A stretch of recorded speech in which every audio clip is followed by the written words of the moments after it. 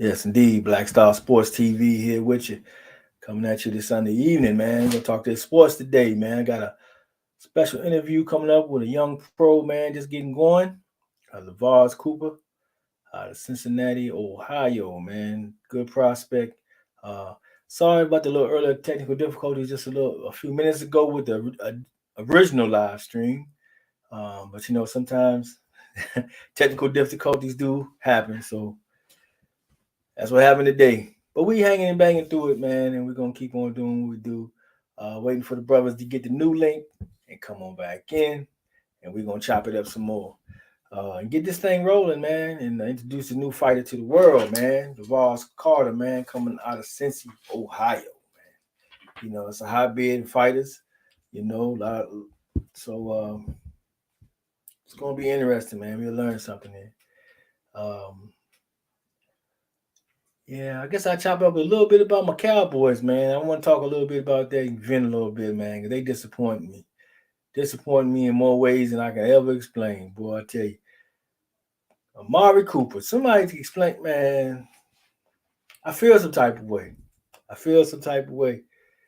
Because we was close. We had a team that's in the trajectory. It was coming together. The defense had made great strides now. And they're going to suffer greatly this year because we're going to suffer some losses. Because of the cap casualties. But the funny thing about it is, if they play it right, we wouldn't have to lose anybody. And I'll go over this cap situation, man. It's some interesting things that's developing for the NFL. And then, because it's continually growing, man. The NFL never shrinks. It just keeps continually growing, man. It's into this huge, gigantic monster that it is today. And it just ain't showing no signs of let up, man. And look at the contracts that these guys are getting, man. We up to $500 million. I mean, think about that, man. When I was back in high school, Troy Aikman had $11 million contract. They thought that was a big deal. That was like astronomical money at the time. Nowadays, I mean, quarterbacks are getting that 3-4 times over in a single year now.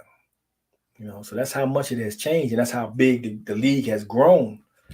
Now, NFL is just, it is a monster out of control, man. It really is a monster out of control.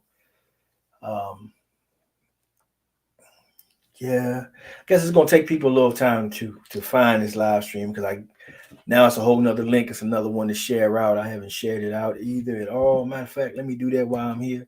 Help out the process. Get everybody up in here, man. So we can all right, here we go. Get everybody. Okay, let me pause that because I don't want the echo coming back and everybody like, man, this dude here. So, all right, so here we go. We're going to go here. Man. All right, get a few of these bad boys out, man, so folks know what's up. Wait for these guys to get the links, man, and come on in. We chop it on up. All right, hey, speaking of the guys, here we go, man. This is a good brother. Basement Boxing Talk in the building. Basement, you muted, brother. Let me do it. Okay, this one works, though. Okay. There we go. There he is. All right, my brother. What's going on, man? Man, I tell you, that was something, bro. I ain't never had that happen, man. I was panicking. We hanging with it, man. How you doing today, good brother? I'm doing all right. That's good, man. Yeah, I know it would take a minute to get the link because I had to set this whole thing up again. And when you get some new toys and play with it, but I didn't get the chance to practice them properly, I guess you say. So lesson learned. Let me see. You send the Brandon. Yes, indeed. Who we got here? We got Nixon. That's Coach. Bring the coach up in here. Okay, let me see if this see my overlay. What the hell you didn't did? Yeah. Hey, this works too. Okay, it lined up. Coach. Yeah, all right, Coach. How you doing, Coach? All right, how you doing, man? All right, man. Terrell Nixon is the coach of the young prospect Lavars Carter coming out of the great state of Ohio, man. Where they got some real boxing out there, man. As you can see. And, yes, sir. Man, we real happy to have you come through, man. Chop it up with us, man, this Sunday. Trying to get Vars. Nice to meet you, man. But yeah, man, Cincinnati got a long, rich history. You know what I mean, and this, especially in boxing period, but especially in like amateur boxing. So we have a nice, rapport history for that. Oh yeah. Well, Coach, while we got you on here, man, tell us a little bit about yourself, man. Where you from, how you get in here, and all the good stuff. Man, I'm it's real Nixon, man. I coach Lavars Carter plus a few other guys. Been around boxing my whole life and stuff. I competed for a number of years, and I just rubbed elbows with a whole bunch of guys. Everybody know the day that I was having in camps with and roommates with and all that stuff, man. And but yeah, man, what just got me to it, just love the sport. I always loved the sport, man. Was introduced to the sport from movies at first, man. They didn't even know where man. Believe it or not, yeah, it was Rocky. I fell in love, man, with Rocky 4, man. That was the movie that took me over. You know what I'm saying? Rocky 4. Oh, you must be a little young for Rocky 3 when the Clubber Lane came to town. Nah, I was hip. I liked the Clubber Lane and everything, but I just that Rocky 4 one, it just took it from me, man. Like, you know what I mean? But just, classic movie Digstown and Gladiator. A lot of people ain't hip to the Cuba Gooding Jr. Gladiator movie. Yeah, that was good. That was one of my favorite movies. But that's how I was introduced to boxing at first. I'm thinking it was just something you do on movies. You know what I mean? Uh-huh. I always wanted to get into it, man. When I seen the Mike Tyson and all that, you know what I mean, coming up, finally was able to stumble into a gym. You know what I mean? Somebody finally took me where a gym, man, and I just never left. Okay, so you started as a fighter? Yeah. Okay. Yeah. I was amateur fighter, man. I, fought, man, a whole bunch of people, man. Fought for years, man. One of my best friends, Ricardo Williams, Ron Seiler, and you know what I mean, Gerald Tucker and Dante Craig and David Long. It's a whole list of guys, man. Rave Springs, just a whole bunch of Cincinnati guys. Timmy Austin and Adrian Bronner was a little pup. Adrian Bronner, Rashi Warren, and Brandon Bennett. Back? You know what I mean? So Vars said he was in here. Was he in the back? Oh, okay. That's basement talk. It's Mike. Yeah, no. The Vars said he was in he's in the back channel. Oh, okay. I got you. Yeah, we get him on up in here, man. We got salute to PJ's big dog in the building, man. Salute to you, good brother. I'm glad you found the link, man. I had to do a whole switch over, man. Had a little technical difficulties, just a little something. Mm-hmm. Yeah, man. I was excited about this, man, because anytime a new guy comes out, bring him up. But I don't see him in the back here. He said he was in the background. He was in the back. Must be. He's in the other. He's got the other link. He got to get the new link. Yeah. Because I didn't. All right, I got it. I got you. Yeah, he probably did.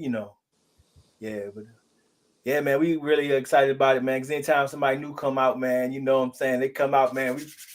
Yeah. We got to get to know who he at, where he from, what he do, why he do it. Right. Yeah, sure. Man. Lavars, man, he a good one, man. We're just trying to really trying to get him in there, man, and really like let the other people see, see his talent, and he got the pedigree, man. He got everything that I would want in a fighter. You know what I'm saying? That grit, that dog, work hard. You know what I mean? It's just he was right in the mix with them guys. You know what I'm saying? The whole class that came out in the 2020, man, like, in the 152, 141 class. And like I always say, man, if it's a guy that come up out of that class, Lavars fought and beat him, most likely. You know what I'm saying? So, wow. Yeah, so we just trying to, right now we starting off a little late, but the good thing about it, man, we ain't let them guys take off too far in front of us, man. So we'll be catching up with them real quick once we have us a nice little busy year, man. Oh yeah. So how do you guys end up hooking up? With Like you pick. with me and him. Yes, sir. Oh well, that actually, man, he my little cousin, man. Okay. So And yeah. So I got a son that fight too. He's 16, so maybe a few years, man, we'll be talking about him too, man, because he's something to see too, man. But yeah, man, that's my little cousin, man, and I uh around 12 years old, he came on, man, and it been on ever since then, man. Okay, we got him on here now. Okay. What's up? Something's formatted crazy, but yeah. Hey man, how you doing? Good, and you? What's up with it? Got you on here, young champ, man. Yes, indeed. Yes, sir. How you doing? I'm glad you found. Appreciate you finding time to come through here, chop it up with us, good brother. Appreciate you too. Talk to your coach a little bit. Thankful. Yeah. Wait a minute.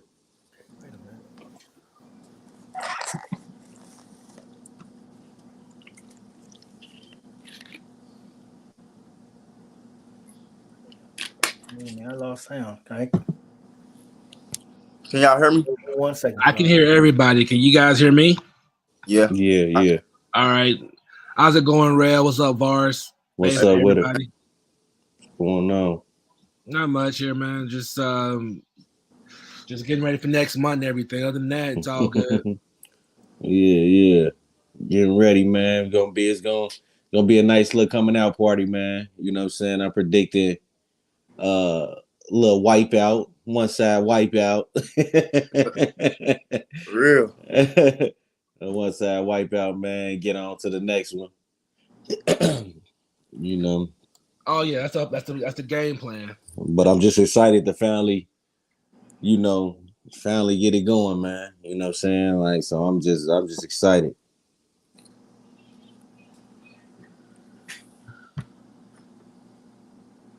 Yeah, I know. I don't. Hey, Black Star, can you hear me? Yeah, I can hear you now, good brother, I man. can hear you. Yes, indeed. Yeah, let me take this off. This ain't working. Okay, here we go. We leave it right there. Yeah, man. Did a little speaker issue, man, but we back in and going again.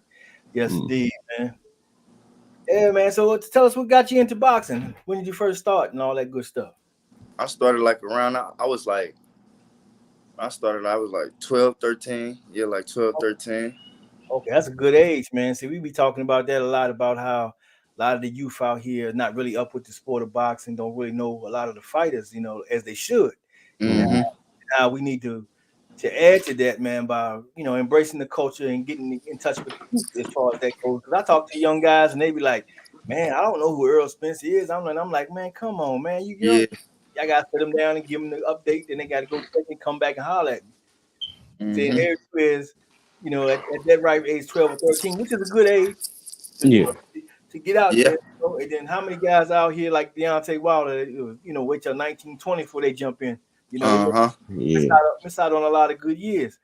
Well, By you being able to take advantage of that, getting in there a little earlier, man, and getting in there with a good coach, man. All right, now you said you got the makings of greatness now.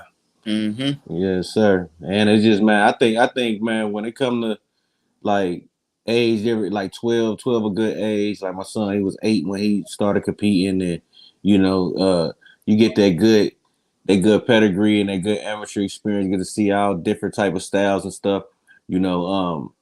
When you got like guys like Deontay Wilder who did it at a later age, he did it at an age to where in a weight class where it's safe to do that, man. Like in the heavyweight division, you could start late. You know what I'm saying? If you could pick you up a good jab and some type of boxing skill, man, you could go pretty far in that, man. Now, if you a kid that like just say your boy Big Baby, I'm on my dude podcast.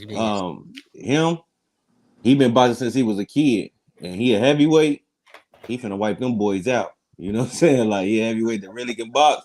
Yeah, he doing this thing. Yeah, y'all finna see something for real up there, man. Because a lot of them guys, ex NFL players or ex football, college player, basketball players that ain't, probably ain't do nothing. And okay, I'm a box, but you can't do that. You can't do that at that 140, 147, 150. Them guys, the lower the weight, the more skills it take. You gotta have some skills down there. You know what I'm saying? So yeah, he So what all did I miss? no, just the introduction, man. Right now, Okay. it's really, we ain't talk about much, but yeah, when you rise a little bit there, man, chopping it up a little bit, talking a little boxing. That's what we gonna do, man. yes, sir. It ain't so much like an interview where it's questions and all that. We're gonna talk that, but we're gonna get into all the boxing as well because we want to know what you guys feel in your perspective as well. Because coming from your side, you got a unique perspective that we don't get. Because I ain't taking them punches, man. You know what I'm saying? Right. I'm way over in the corner with that remote, man, talking mad. Right. Uh-huh. I dig it. But yeah, man, it's been a lot of noise being made by this young man out here, and his name is starting to grow and spread out, man. So be looking out for him. He gonna do some big things, and you got something coming up here in April, right? I had a fight coming up in April 16th, in Covington, Kentucky, if I'm not mistaken. Yep. Yeah, pro debut, and shoot, I'm looking for. Let me see, to make a statement and show the world that I'm ready to go pro and showcase my skills and just show them that I'm back and I'm coming full fledged. Me and my team, everybody behind me. Yes, sir. I got a question for you. What weight class you fighting at? 140. The 140 weight class. Ooh-wee. That's a hot one you getting in, bro. That's a hot one. Go ahead, jump right in the water.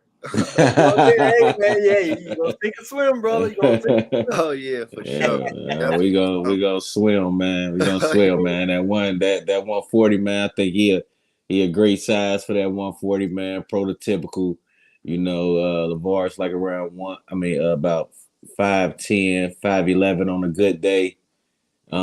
Nice long arms, man. And like I think and he don't really have no, like he's not a guy that's sucking himself, draining himself to make the weight.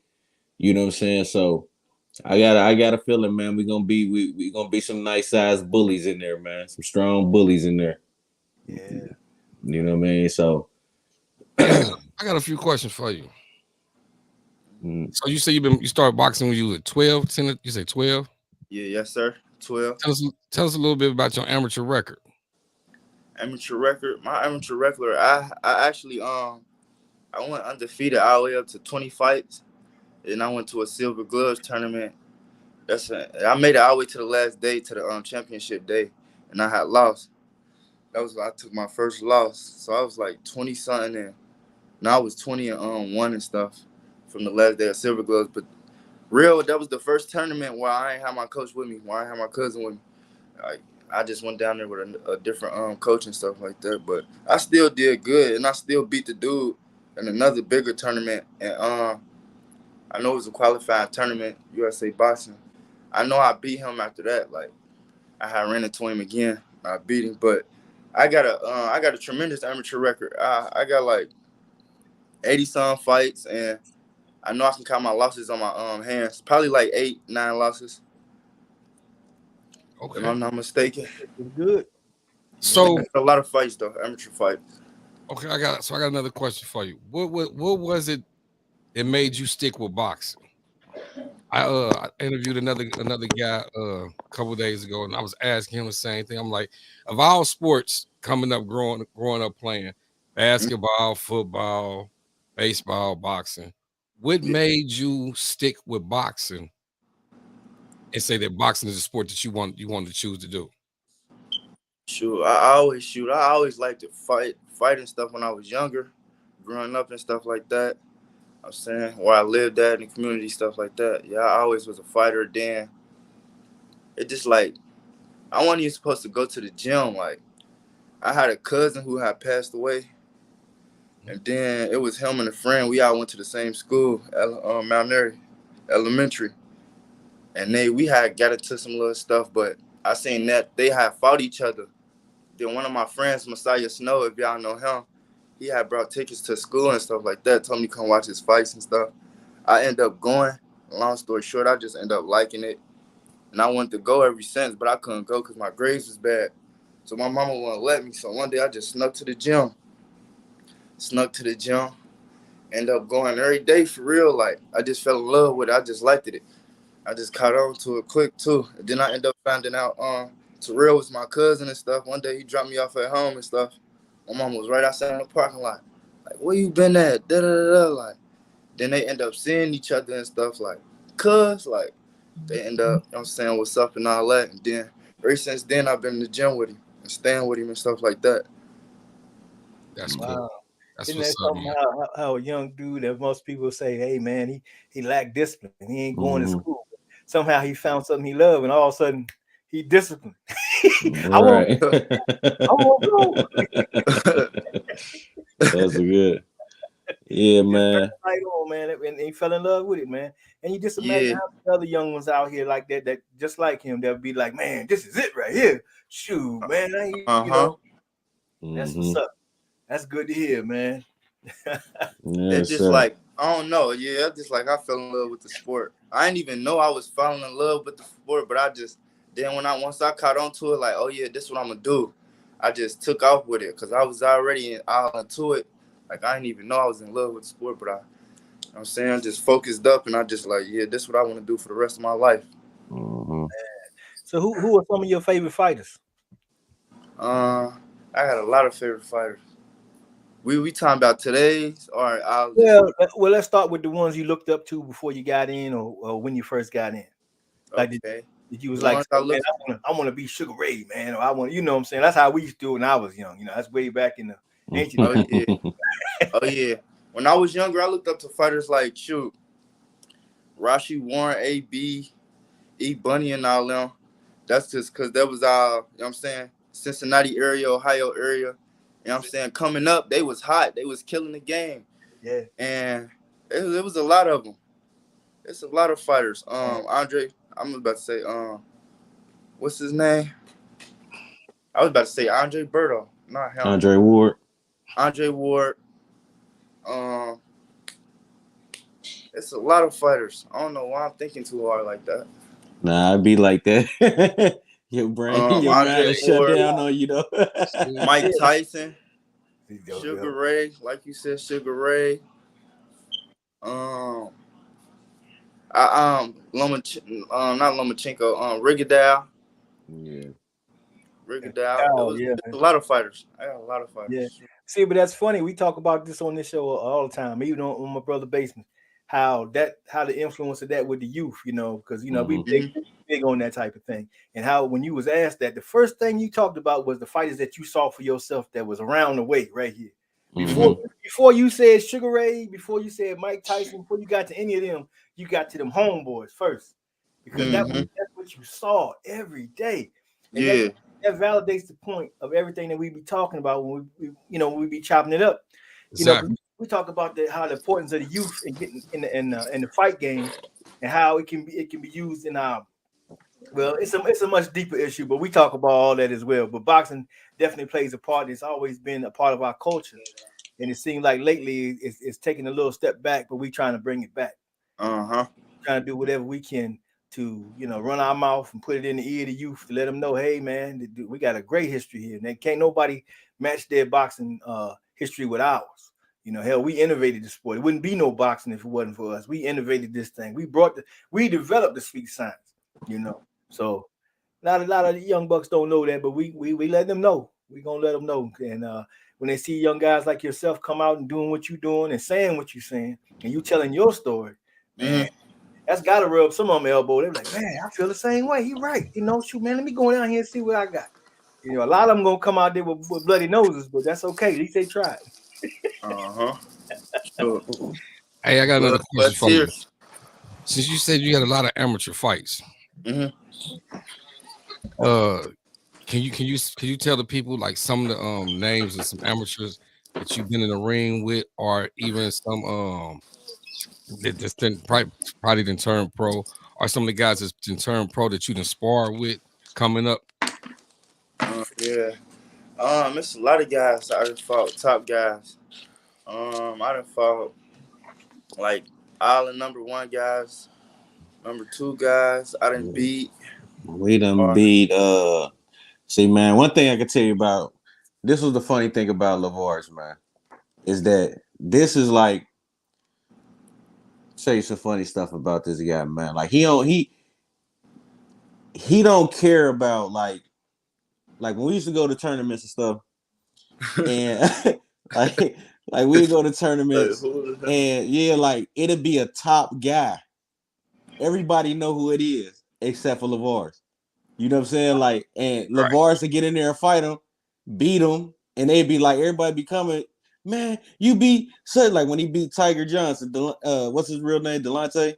Uh-huh. When he beat Delonte Johnson, like he knew of him, but he just like he was that guy. You know what I'm saying? But And he's from Cleveland? Yeah, he from Cleveland. Like, yeah, I know you're talking about. So Lavars, he really like he didn't care, you know what I'm saying? Like he didn't care enough to know information about this guy to where because sometimes that'll mess with people getting in the ring, you know what I'm saying? Like if you know too much about a reputation or anything, but he don't do it for that reason though. Like he just don't care to know. Like I'm gonna get in there. I don't care who it is. I'm gonna get in there. You know, whoever it is, I'm getting in there with him. Like he just don't care to know. So that's why, like, he always gets stumped about these questions. Like, well, who you beat? And it was like he had treated like it was nobody, but it was somebody. But to him, it's nobody. You know what I'm saying? Like he, like you know, so it's another day, another guy. Yeah, like so, it's like Delonte Johnson, who was the number 1 guy for years. We beat Freddie Rojas, who was the number 1 guy for years. Like Delonte was the Olympian. We beat Morris Young out of Detroit. This is a guy who was in Olympic trials, won the national Golden Gloves, and Eastern qualifier. We done beat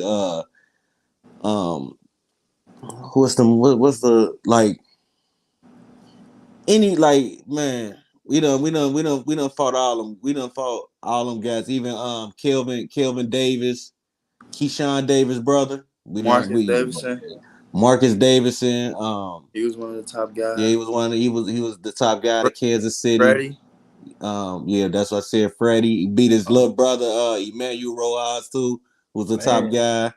There's a lot of guys that's making their pro debut. Yeah, it's a lot of guys that like if you really like the name drop and we give you the names, you could go back and look at their box record. These guys 5-6-0, 7-0, 7 knockouts. You know what I'm saying? Like these guys that done, right now that's just moving already. You know what I mean? Like Lavars probably the last one out of that class that's turning pro. You know what I'm saying? But all these guys is like, you know, signed to Top Rank or signed to the Zone. We got, you know what I mean, all like a whole bunch of guys, man. You know what I'm saying? So I had to really get on there and really bring because it's I know it's names that I don't forget too, man. Like some good guys. Yeah, I'm you know what I mean? What was my one dude named Marcus Vail? Yeah, I think Marcus Vail. I think he like 5-6-0, 6 knockouts, man. He was a top guy on the US team. But yeah, man, few guys, man, you know what I'm saying? But that like reason why I cut in like that, man, because he's like that, man. Like he like if you look on his resume, man, like you will see some good names, and then he can look at that same resume and won't remember. He'd be like, you know, like okay, like you know what I'm saying, like just another day at work. Yeah, just another day, like you know what I mean. That's all it is. Like so, it used to just that was like one of the things that stuck out to me with him is like kind of like that. You know how they be like you got ice in your veins. You know what I'm saying? Like he don't care. You know when I see and I done coached a whole bunch of kids and a kid to see another name across that bout sheet and they be like they get shook. You know what I mean? Like and you be like, man, it's gonna be all right. You know what I mean? Lavars to see a big dog name across there, and he'd be like, I be like, you fighting such and such. He'd be like, all right, you know what I mean? Who is that? You know what I'm saying? Like, I'm like hey man, you gotta love that attitude and that approach. the game. So with that being said, man, speak on his work ethic because he must have a hellified one because to have that type of confidence because we talk about that a lot about being prepared and knowing that and even Bud Crawford had said something, man, and it really struck me and I said, man, that's genius. He said, I don't really worry about the opponents because I'm just working on my weaknesses. So if I know all of my weaknesses took care of, I don't got to worry about the guy across the ring. That's similar to what you're doing. So as work ethic. Yeah, and I think like with his work ethic and G will be able to vouch for me when that's like one of the main things I sold on him. You know what I'm saying? Like he, skill wise, I want to work with him. Yeah, like skill wise, he's great. I love it and everything, but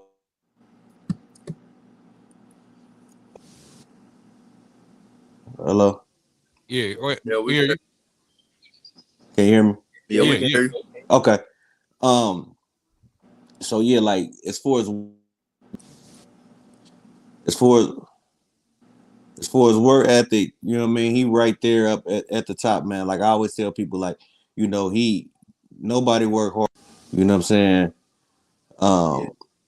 Like he always like the first person. Like if he comes to the gym, like with Lavars, I have to like pull him back sometimes. Like I'm like, okay, that's enough, man. You know what I'm saying? Like he'll stay on that bag all night. You know what I mean? He'll stay on the bag all night if I let him. You know what I mean? Like if I run, he the first one back. You know what I mean? Like everything he do is on 10. You know what I'm saying? Like everything he do everything hard. Run hard, train hard. Everything you do is hard. And sometimes like I'll be like, okay, all right, that's enough or whatever. But it put me into the when I hear about other fighters and just, talking with other fighters, he'll say people always talk about the work ethic and it sound like how I sound when I'm talking about him. You know what I'm saying? Like, and I'll put it together. You know what I mean? I'll be like, damn, man, like, he's special, man. Like, if he dedicate himself to this sport will pay him handsomely. You know what I'm saying? Because he got he got the tools and just the most important work ethic he got. You know what I mean? Like he ain't scared to work hard. He ain't scared to work hard at all. And I love it. You know what I mean? That's it right there. That's what separates the great ones from the just average. And a question I would have also for both of you guys is we had Aaron Davis on the show some time ago, and he was talking about like the training, and he was saying that back in his day, it was more heavy bag. Today, it'd be a lot of the mid work be getting done. Right. Which do you guys prefer, and why do you think you prefer that? Me for myself, man, I like the heavy bag, but I like hand pass for technique and sharpness. You know what I'm saying? Like get sharp and because at the heavy bag, you get to let your hands go, work, get your arms going, and all that's great, and I love that. But like when my pad work, we either working on a game plan or we working, getting your left hook a little sharper. You know what I mean? Jab a little sharper, right hand a little sharper. You know what I'm saying? Just sharpening up. So it looked good. It looked good as it's supposed to look on fight night. You know what I mean? Exactly. So I love pad work, man. I love doing pad work, man. You can get a whole bunch out of you. But it's taxing on the coach. You know what I'm saying? Like it's taxing on the coach, man. Like it's one thing of dealing with him and like Coach gotta work hard too now. Yeah, man. Like it's one thing dealing with him and my son when they was punching, they was 12 years old and 8 years old hitting me. Now he 22 and you got to pay attention to everything because all that stuff it hurt if you don't see it coming. You know what I'm saying? Like, Right. you know what I mean? So yeah, man, it's a big difference. But yeah, man, both of them, man. One don't work without the other though. To answer your question, one don't work without the other though. You know what I'm saying? Like you gotta do both of them, man. But that pad work is very important. Oh yeah. Yeah. Now, see now, Lavar know now. Next time when you trying to work him, and he happen to not feel like working, he know what to suggest. Give him the pads then. Yeah. For real. You be looking at the coach. We be looking for help, man. We be trying to tag somebody in. You know? Look, man, come on in, man. Yeah. Go ahead, man. Go ahead. I'm gonna go get me. It's your turn, man. I don't know You know how what I'm that saying? go. Yeah, it's your turn, bro.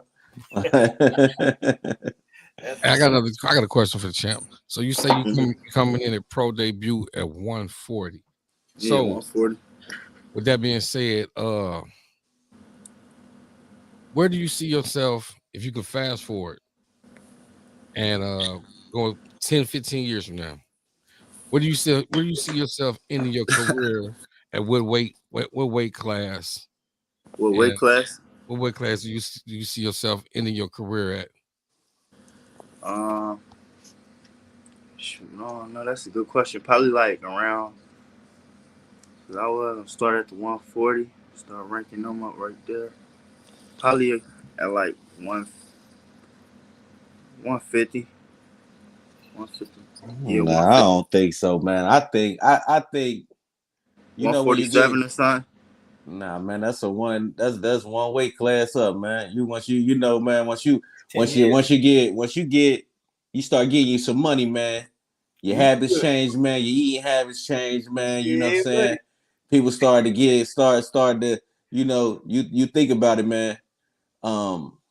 Like somebody like Andre Ward, man. Andre Ward turned pro and he was fighting at 160 pounds when he first came in. You know what I'm saying? He retired at 175. You know what I mean? Canelo coming in at 147, 154, but he all the way up to 175 now.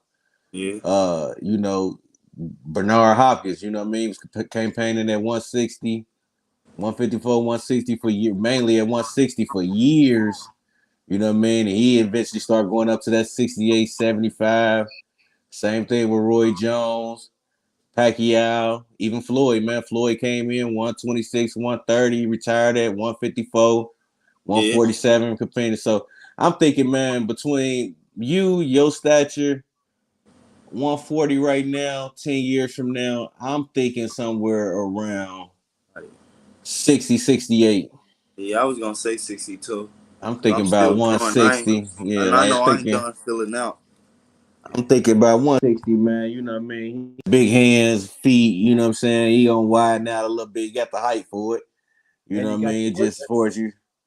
that work ethic itself is gonna put some size on you, and you're gonna get Yes, stronger sir. and everything. Oh, and then you figure 10 years, that's a good amount of time. And Oh you yeah. know, but I can understand, that's a long way to look right now. But Yeah, it's a long way though. let's cut it in half a little bit. Let's say 3 or 4 years from now, who you want to cross the ring from you? Let's get juicy with Okay. Like who I want. it. What Like is who it? I want. Like 140. food. Let's say you about 25, 22, 25 and 0, man. And Uh-huh. you got some of these top guys sitting around waiting on you, and you could pick up. Just okay. Let's just say this: if you was Boots right now, if you Yeah. was Boots Ennis, you got the pickers of all the big dogs. Oh yeah, in his type of If you situation. was in that, if you was in that type of situation, who would you want to cross from? Dude, I want to fight everybody for real. All the top guys. No, I'm dead serious. All the top guys. That's a Like when it's touchdown that for me, time, bro. shoot. Yeah. Let's get to Mm-hmm. it. All the top guys, like who all in his weight class? What do you fight? 47? Yep. 47? Yeah, I want all the top Yep. guys. Who up there? Yeah, Nah, he Tank want, ain't up there, is he? yeah, he talking Earl and Nah, even Earl, I 135. would want Earl. I would want Crawford. I would want all the guys. I would want to fight all of them. Like, if we can make it You happen. know, Because that's what boxing about to me. The best fight the best. And whoever was the best that night, go home the winner. I All would that hope, right man, now. like if things. you sound like my kind of fighter, man. I'm gonna tell him to put a GPS on you. Yeah. Yeah, man. I'm hoping in about 4 or 5 years, man, we be negotiating for Boots or Virgil Ortiz or one of these young guys who's sitting around, man, that's gonna still be reigning at that time. Exactly. You know. Oh yeah. Mm-hmm. Yeah, they still young. So Yeah, I'm gonna end up running into a lot of them guys, them top guys. That's what I want though. yeah, I want to get in yeah. there with the best. Man, that's what it Yes, is sir. right there. Yeah, man. That Yes, sir. sounds too good, man. Young man got his head on straight and everything, man. But I know you said you want to go out there and run and you wanted to box and you wasn't so big on school, but we got to admonish you. You got to keep that head tight too, my brother. Don't forget Mm-hmm. about that part. Keep that tight too, and let Yeah. it all work together. And just Uh-huh. have all the tools you can get and all the ammunition, you know. Mm-hmm. Yeah, I balance it out. Yeah, when you hit the scene, you can unload it on all of them. Mm-hmm. Just let it Right. go. Yeah. That's right. Yeah, man. Yeah, that's a good deal, man. But nah, I will fight all them guys though. I would want to fight all the top guys if I was in that position as what's his name? What's his brother name? Boots. Boots. I would Jerron want to fight Ennis. all them guys. Yeah. Yeah. Jerron Ennis or Boots. But I would want to fight all the top guys though. Okay. That's a good answer. That's what I'm looking forward to do. Hey. Is when we come in the game, like when I fight and we ain't doing no ducking. When it's the right time, it's the right time, and we gonna be ready. And I know they gonna be ready. Then that's what we gonna make it happen. So you telling me Everybody what they want. you ain't gonna be like Canelo. You ain't gonna start choosing the easy route. You know. Oh nah. I can fight these guys with the big money and the big hoopla, but I'm gonna go fight Right. the guys over there that can't walk in the ring. Yeah. Nah. Nah, we fighting anybody. Anybody want to fight, we fighting. That's For the what's up. right price, for the right place and the right time, we fighting. Why not? There you go, man. Right. Why not? Man, this phone. That's the way to be great. That's the way to be great right there. Sure, man. Yeah, so you say April 16th, you got a fight, man. Do you know who you fighting that day? Huh? You know who you fighting that day? Not right now, but I waiting should on know the real opponent. soon. Like I should know very soon. Like I don't know right now, but I'm just staying focused, working hard, staying active, and just staying prepared, staying ready. So I ain't got to get ready. There you go. Yeah. There you go. Yeah, we should have an opponent soon, Black Star. We're still looking for a good opponent. We want to make sure he has a good debut and everything. You know, it's 4 weeks away in Kentucky, so we're really looking for a good opponent. You know, he's focusing on getting his weight and everything ready, and so we look forward to that day debut, and we'll definitely keep you in the loop on that one. Yes, indeed. And you got to come through Texas at some point too, bro. Oh yeah, Can't I wait. know it's some good work out there. Oh, I just wanted to roll into you. That's all, bro. And say what's up to you. Get an autograph, you know. That way I can say I knew you back when. I knew. See. Oh yeah, for sure. Thank you for having me on here too. Yeah, bro. You know, Appreciate it. anytime you want to stop through, man, just come in and just you know, cause we just be chopping it up, man. Okay. We ain't never really serious. We'll talk a lot of trash and you know, pick on some fighters and stuff like that, you know, because you know, we ain't got to get in the ring with them. So We're gonna leave that up to the fighters. Hey man, but tell me who out there fighting today that you really follow and you really look up to as far as like today's fighters. You know, they ain't got to be in your weight class or whatever. Just whoever captures your attention. Today, it's a lot of good fighters. That you Shoot, ain't anybody nobody you love to watch right now? Who? Spence. You said who? Spence. Man, I'm gonna tell you something, bro. Well, you got all the right answers with me. You came to the right place, bro. Spence is you know, that's my favorite. Oh, and I see the Cowboys in the back too. Yeah. Yeah, who they though, man? Who they? Yeah, we who they nation all day. Hey, we ain't gonna never switch that up. We was getting along, man. See? Hey, Vars, chill out, Vars, chill out. We was getting along, man. Nah, I'm just saying though. I see here, Spence fan. I see the Cowboys and stuff in the back. Yeah, but they ain't got anything to do with the Cowboys. I ain't even from Dallas. I ain't even from. Are you not? Nah. Where you located at? I'm the only native Texan on here. Oh, yeah. okay. My bad. Yeah, but Nah, but Spence and Spence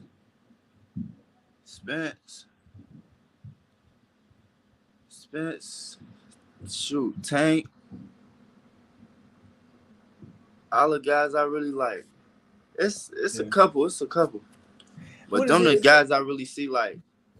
Yeah. That's making. Terrence Crawford too. I ain't no picking sides with me. If I like you, I like you. But we can still fight too. Well, we gotta get some of these pros come talk to you, man. They don't know how to do it.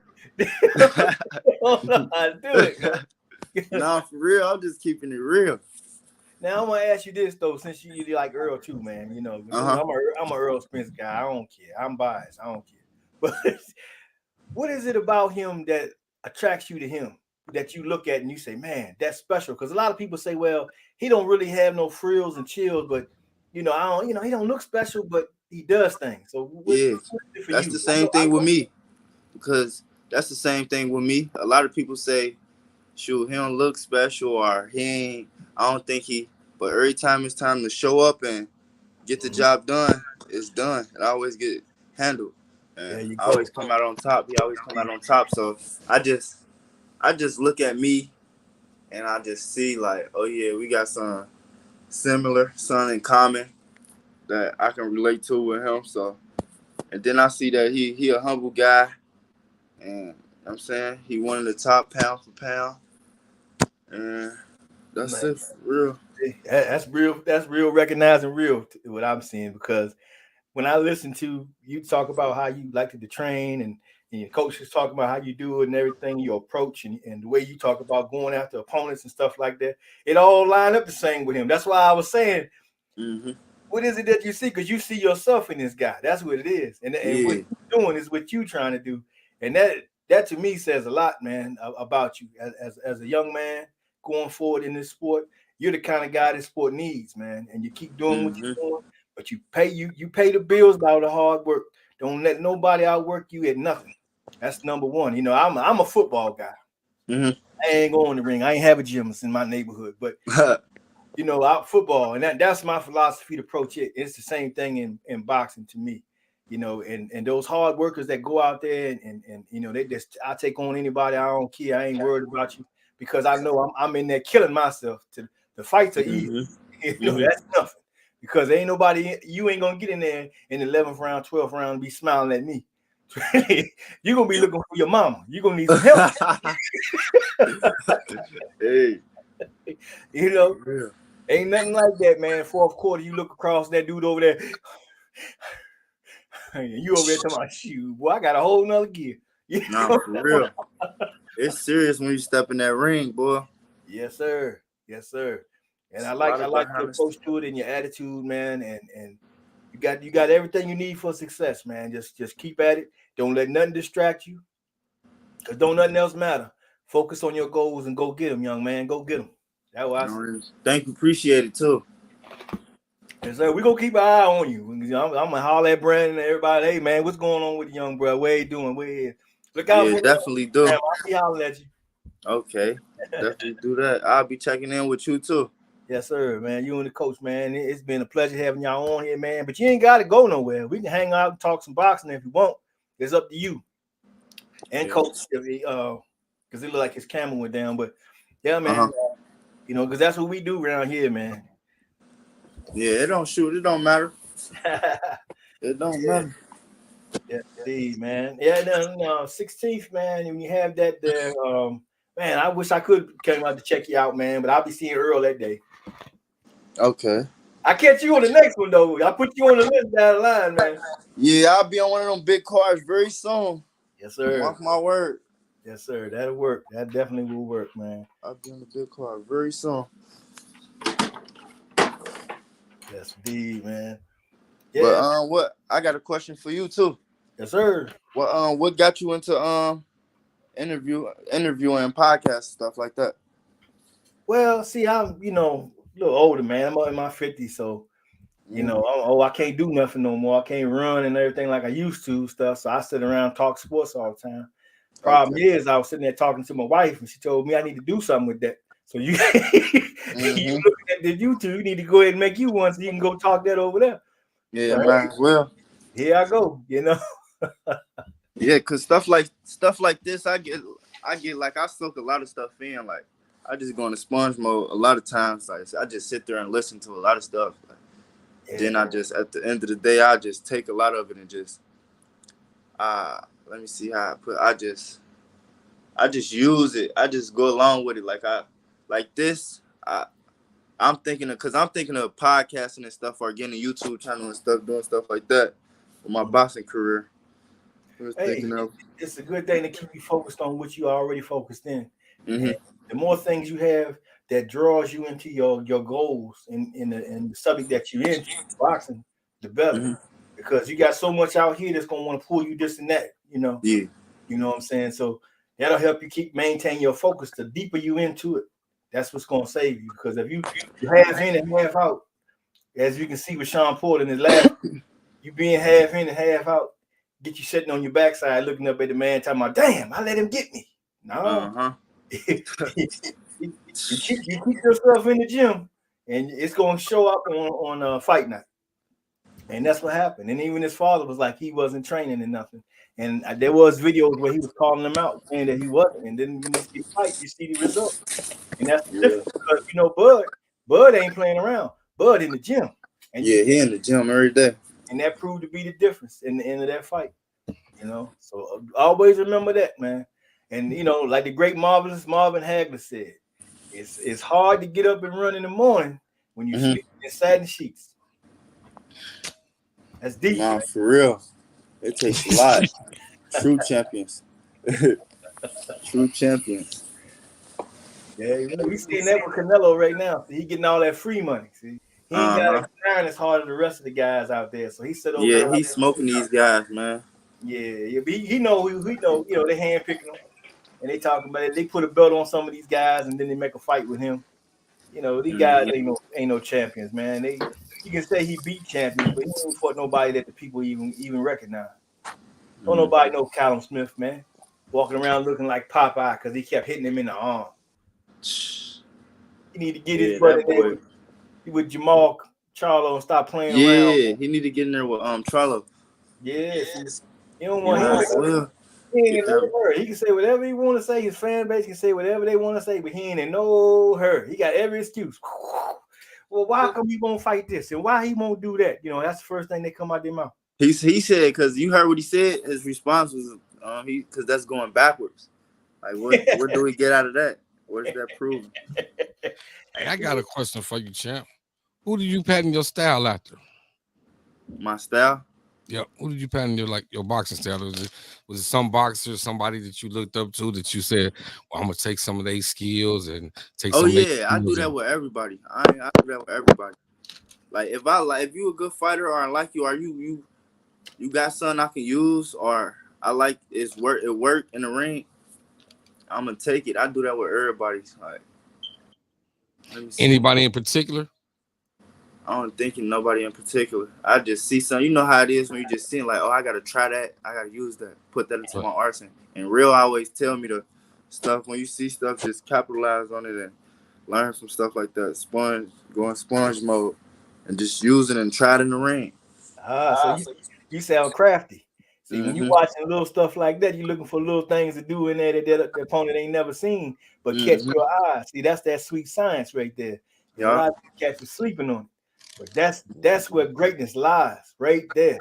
The more of that you can pick up, man, and you watch these fights and review Sugar Ray Leonard's and Tommy Hearns's and them guys, and watch what they doing out there. The little things, just little nuances that they do that separate them from the other guys, man. That they can't duplicate it.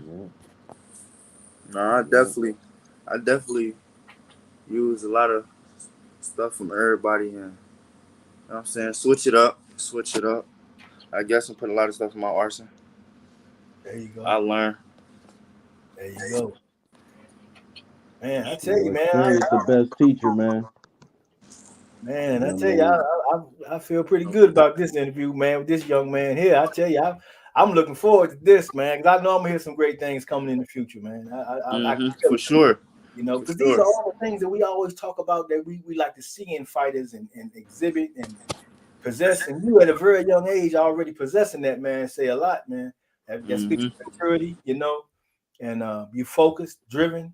I mean, hey, bro, it's there, man, and we want to see, you know, a few years down the line when this is all grayed up. Like I said, I remember when I had that young man on the show, man. We was talking about down in the basement. My brother, we was old head. Brandon started talking, you know, man, you know, because that's what the old head's gonna do, man. That's the future. Yeah. I need all the belts. We need all the belts. For real, we need all the belts. We coming for all the belts. Man. Well, you got a strap. You got to hide that thing, man. Who do come for you? Nah, for real. For real. Yeah, man. Take if you gonna those. do it, you better do it for real, man. You know, they no need to tiptoe around it, man. Yes, you take know, those. if you're gonna do it, go ahead and do it for real, man. There you go, man. You know what I'm saying? Pour these guys' cards out, man, because a lot of these guys is rich behind, and then positions behind just the way that they management is able to move these chess pieces. You know what I'm saying? It ain't really about, you know, the best guy ain't always sitting at the top of the hill.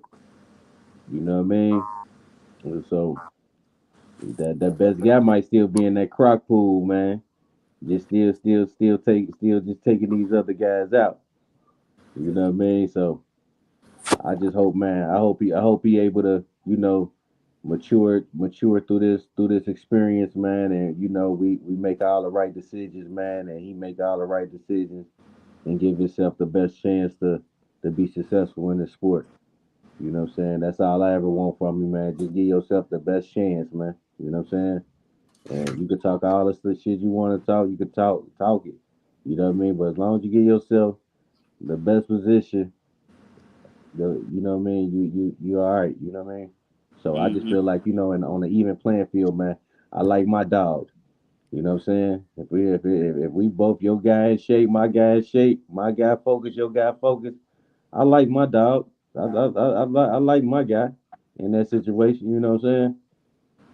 I like that. I like my guy. Yeah. With the champ saying he want all the straps. All of All the Yeah, straps. man. Yeah, I need to win all these straps, man. So Hey, and I was then just I'm gonna saying, fight him for the straps. I was just going through my Rolodex and I was just here thinking, like, man, you know, you got some tough top competition. You know what I mean? So hey, listen, you can't slack Oh nowhere nah. I'm on the not sleeping on training. nobody. You have to I'm go. looking at everybody as the top dog. That's how I'm going in there. I feel like as long as you always prepared, you're gonna get good out of it. That's what's gonna come out of it. Prepared. You're gonna fight like you was prepared, like you was ready for it. You know what I'm saying? Just stay focused in. You know, 40 division, it's gonna be crowded too, boy. Yeah. You can be able to pick. You be able to it'll make some success out there too. And that's a money division. That's a money division. Definitely is. Trying to get my feet wet. It's right there. Ready to get my feet wet. Exactly. Hey, salute to Picasso in the building. Say salute everybody. And also young Billy Boxing in the building, man. Salute, champ. And Salute. All right. Yo, Billy Boxing. Indeed. Yes, Yes, sir. sir. I tell you another thing. Also, never forget this either. And a lot of fighters get themselves into something, and they mentally let themselves get kind of swayed a little bit. Don't when you in the gym and you working hard as you know you can work, and you done put yourself to as far as you can go, and you know you done did all you can do, and you win in the ring. Say you get a bad decision, you come up short on one or something.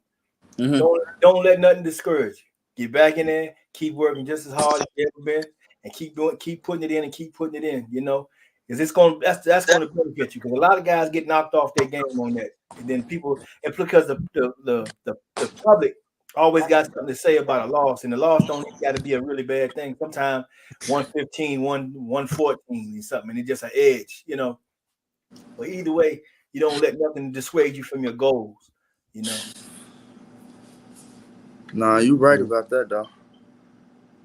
I mean, sure, a lot of people have losses, and that's something I don't even think about, though. I just think about winning. There you go. Even better. Yes, indeed. Salute to the watcher in the building. Yes, indeed. He said, salute, Mr. Salute to my Carter. good brother Watcher and Gil Coles. Yes, indeed. Watcher said, don't do it, Sean Porter. Sean Oh Porter. shit! What is the Sean Porter? He said, "Don't do it, Sean Porter." Like Sean Porter was 1 foot in boxing and 1 foot in the podcast booth, and that's how that's what happened to him against Bud. If you remember when he fought Earl, he had 2 trainers, and he was training his ass off, and that's all everybody talked. He didn't even talk; they was talking. He was just working.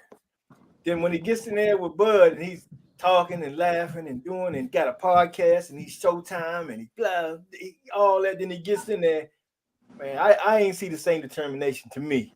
But you know, I mean, he should have just been more focused. I don't know.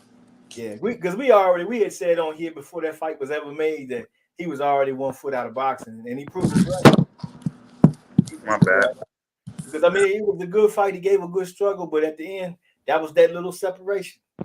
You know, that gym time, that and then not taking it serious, not really going there and pushing yourself and making it and guaranteeing yourself to be ready in that late rounds. You know, how you gonna find yourself on your back looking up at another man? Come on, man, I can't feel that. No, can't do it.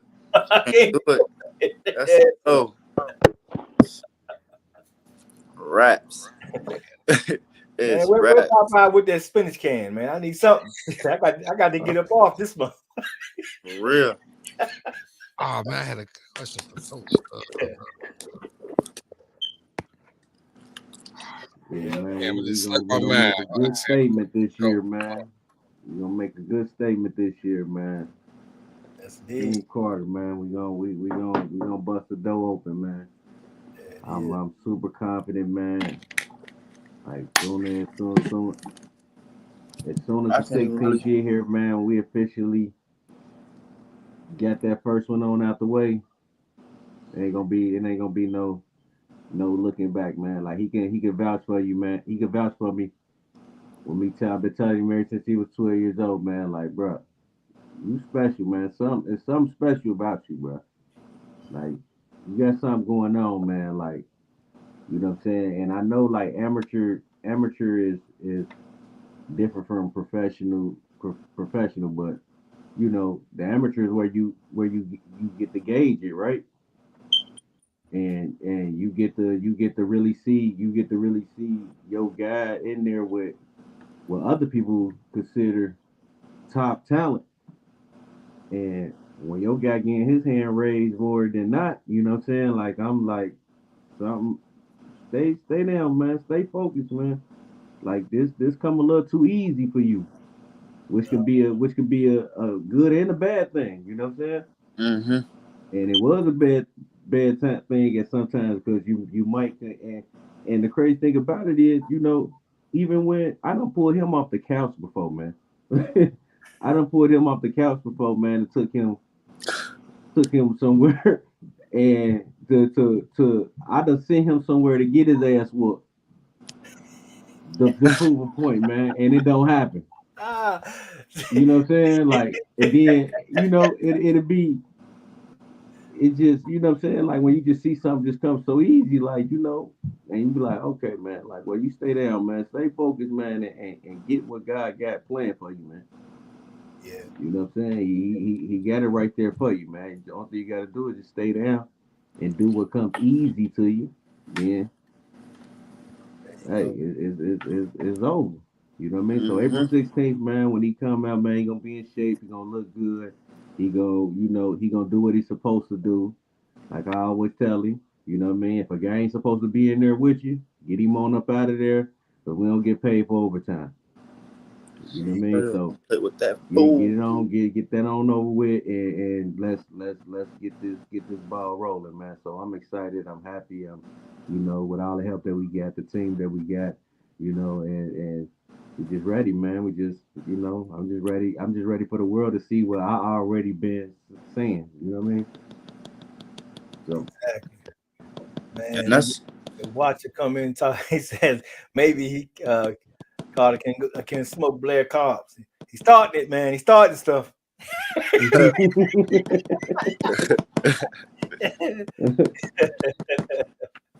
that's another thing I wanted to say. Again, back on what Real just said. like it was time. I knew it was times like when he ain't want me to go to the fight where he just, all right, you going to this fight, you want to keep on, you want to, since you want to fight, and he just send me up there to fight, or we go up there to fight or whatever, and I still win. But that just showed me like he just telling me, but I pick up in that fight like, dang, this fight was harder than my fights usually be. You feel me? So I just take that like, okay, like as when he was saying like you gotta respect the sport of boxing. So out of that, like how I'm gonna put this? They got Yeah, this. just respect the sport of boxing. That's why Yeah. I'm still learning to, you know what I'm saying? Respect the sport. Don't disrespect the sport. There's stuff not to do. Stuff, you know what I'm saying? All around the border. There you go. But that's one thing I like about him though. Is he gonna keep it real with me. He gonna let me know, and ain't no running around, and it's straight to it. There you go. He gonna They tell me got when this I'm guy. doing bad, wrong, all type of stuff. Exactly. Yeah, man. That's a You sign got of a man in this sport, man. This. But I done I been grew around. up, I man. done been around a lot of guys, man, and I done been in a lot of camps. You know what I'm saying? A very close friend of I mine, one of my sound best low. friends in the world. I talk to every day. Corey Spinks. He's somebody. I done been in training camps with him, and he just one fighter of plenty fighters I done been in camps with, and you don't need in this sport, man. You need people to be brutally honest with you, man. You know what I'm saying? Like this ain't no like a yes man. A yes man can bury you in this sport. You get what I'm saying? Somebody telling you what you want to hear all the time, and in this ego sport, that's the last thing you need. You know what I'm saying? Like with all the ego that come along with this sport, all the confidence that come along, that have to be good in this sport. The last thing you need is somebody telling you, "Yeah, champ, yeah, champ," and you wrong, champ. You know what I'm saying? So Mm-hmm. that's my. So I always just try to keep it real with him. You know what I'm saying? Like I know, plus, that's just the best way to be. You know what I'm saying? Like I'm telling him when he messing up, telling him if he's doing something right. You know what I'm saying? If you're doing the wrong direction, I try to give him a long viewpoint of it. You know what I'm saying? I try to give him a 5-year, 10-year run on it. You know what I mean? Like, so I think, you know what I mean, like he gonna be okay, man. Once he really starts seeing the spoils and the things that come along with this sport, he really gonna be because he get motivated by that type of stuff. You know what I'm saying? Like he get motivated by finding out new things in the sport that he ain't know. You know what I'm saying? Like, oh, if I'm good, I can get that.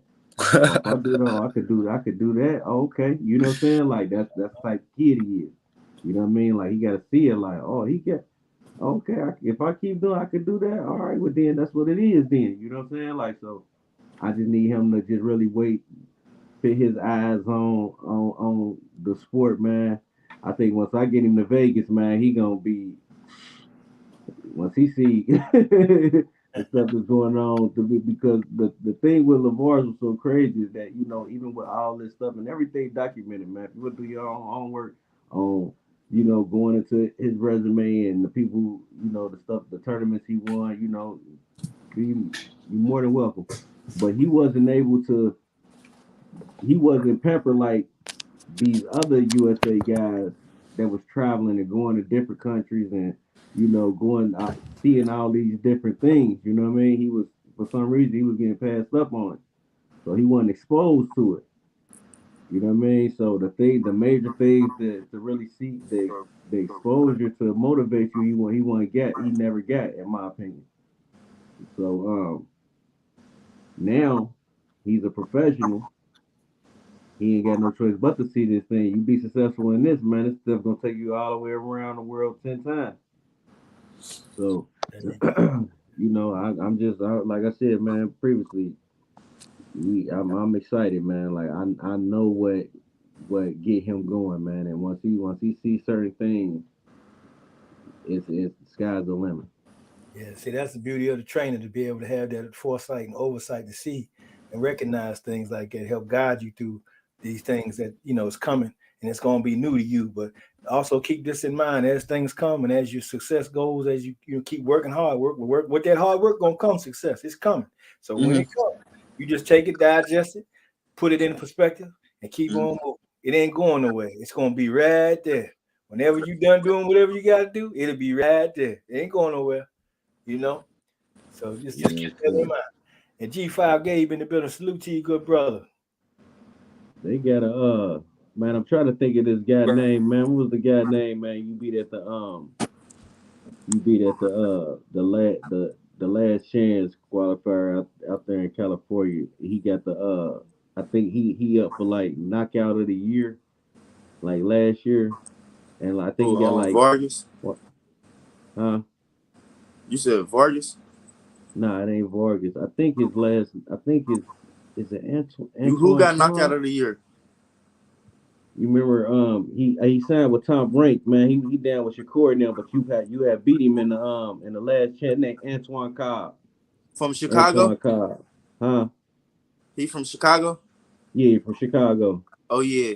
And he got like, man, this guy, man, with Top Rank, man. He got like the top knockout, man, this pro debut. They high on him. He was down with Shakur and them, man. We beat the brakes off of him, man. You know what I mean? Like we finna, man. Y'all finna see, man. You know what I'm saying? Like y'all gonna see, man. Yeah. Y'all gonna see, man. Well, it's on. Hey man, I'm anxious to to see how this goes, man, and watch the journey and dictate it down, man. We're gonna keep our eyes on you, my brother, for sure. And anytime, like I say, anytime either one of y'all, you got spare time, whatever, come through, y'all see us up here live, man, jump on. You always go. There ain't no doubt about it. Man, I appreciate jump in the chat, hey man, I want rapper takes. That got you. It's just like that. Cool. For sure. Anytime. Yes, yeah, man. And thanks for having me, man. I gotta get off of here, man. Okay, my brother. Man, I appreciate the love, man. Hey, anytime. Appreciate you for coming out, Coach. Yes, Steve. Most definitely, man. Definitely appreciate it. Hey, I just had to look that out too. Look that up, man. Hey, that's crazy, bro. That's crazy. I ain't see that fight, but I just looked it up just now, man. He knocked that motherfucker out in the first 3 seconds. Dude did. Yeah. Well, Coach just talking about. I gotta go check it out. Man, yeah, I just pulled it up on YouTube, man. Wow. Yeah, man. You talking about the Antoine I Cobb saw guy? that was knockout of the year. I'm talking about Bell just said, "Ding, damn." Yeah, what he do? Try to tie a shoe or something? Man, he fainted and got caught. Yeah. Wow. He threw it left, missed, and got caught. He got caught bluffing. Who was fighting? Who was fighting? A Mexican? Somebody? Who was he fighting? I'm about to tell you who this fighter. They don't even say who. This was on the undercard of the Harrington and Stevenson fight. Oh yeah, I think I did hear that. Ron Campbell, that's his name. The guy who they was talking about that. Was Jerron Campbell. This was on the undercard. I ain't get to see this fight. I know what y'all talking about. It only lasts 5 seconds, bro.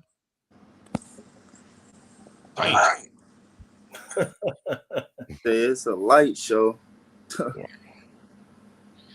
Yes, sir. So what's good though? What we talking about now? Man, chop it up anything y'all want to chop it up about, man. Oh man, Jamal Charlo and Jaime Munguia. I told you yesterday that Punk ain't gonna fight him.